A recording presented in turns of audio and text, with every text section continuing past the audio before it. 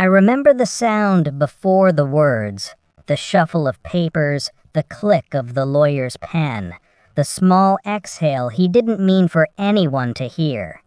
Then her voice, smooth, rehearsed, dripping entitlement. "We already divided everything," my aunt announced. "You weren't invited for a reason." The room went still.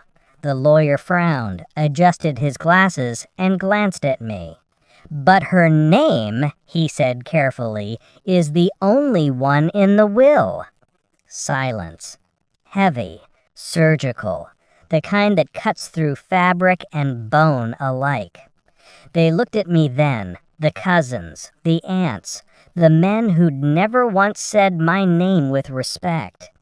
Their faces fell, one by one, as if gravity finally remembered them. That was the moment, the quiet collapse I'd waited 3 years to witness. When my mother died, they called me the outsider.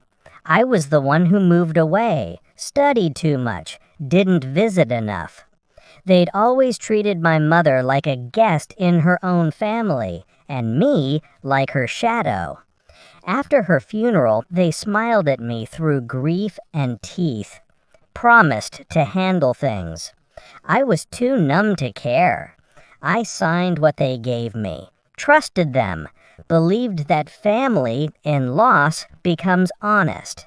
How stupid. The estate was my mother's life, her house, her art, the land she'd inherited from her father. They told me there was nothing left for me, just debts, they said, and I believed them, until I found the letter. It was 6 months later. I was clearing out boxes from her old study when I found an envelope, unopened, buried beneath a stack of unpaid bills. My mother's handwriting, my name on the front. Inside, a copy of her last will, signed, notarized, leaving everything to me. I remember sitting there, the room dim, air thick with dust and betrayal. I read it again, slower.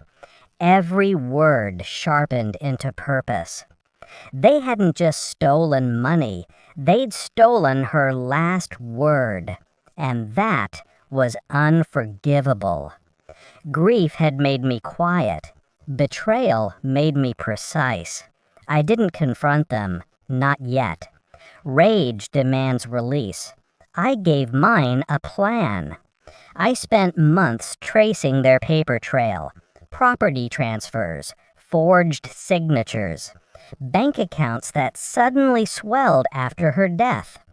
I found the lawyer who handled the estate, retired, living comfortably on hush money.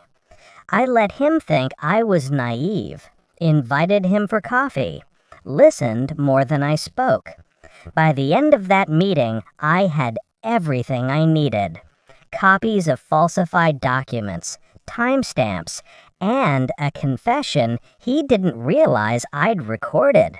Still, I waited, because revenge isn't about speed. It's about symmetry. I refiled the will quietly through a new lawyer, one who understood discretion and strategy. Every move was surgical, hidden behind legal language and quiet emails. Meanwhile, I kept visiting them. Birthdays, holidays, smiling through gritted teeth, watching them spend what they thought was theirs. The new car, the renovations, the charity gala in my mother's name. Every handshake felt like holding a snake. When the court finally approved the reopening of the estate, I didn't tell them. I let the summons arrive at their door like ghosts of the truth. Their calls came fast, desperate. I ignored every one. And when they finally agreed to a family meeting with the lawyer, my lawyer, I wore my mother's locket and a calm smile. The air that day was thick with perfume and denial. My aunt sat closest to the lawyer, her fake pearls reflecting light like lies. "We already divided everything," she said, rehearsed, brittle. "You weren't invited for a reason." She said it like a queen announcing exile. The lawyer paused, adjusted his tie, and looked directly at me. "But her name," he said slowly, "is the only one in the will." My aunt's smile faltered first. My cousins blinked, confusion spreading like ink in water. The lawyer slid the papers across the table. The original will, authenticated, sealed. "Mrs. Hale," he said, his tone firm now, "you'll need to account for the assets you've transferred. Fraud on an estate is a criminal offense." No one moved. Her hands trembled. "This is a mistake." I leaned forward, calm, precise. "No," I said, "it's justice. 3 years late, but still on time." In the weeks that followed, they tried everything. Threats, pleas, emotional appeals. But the law doesn't forgive forged signatures, and the court doesn't sympathize with thieves. They lost everything. Houses, accounts, reputation. I didn't gloat. I didn't need to. Watching them unravel was enough.